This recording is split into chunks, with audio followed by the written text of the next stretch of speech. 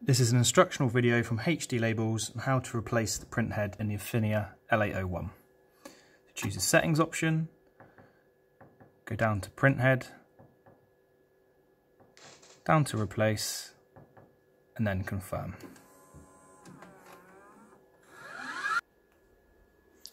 Okay, so you open the top cover and check that the latch has ejected, and then slide that back so the revolver is released from the printhead. You can then push the printhead over, you'll hear a click, and then it will lift out.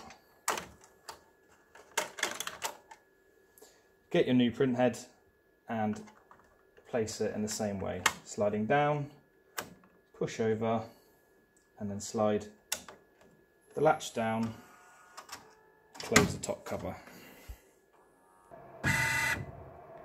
And once replaced, the 801 will service for a few minutes and then it will say printer online and it's ready to use.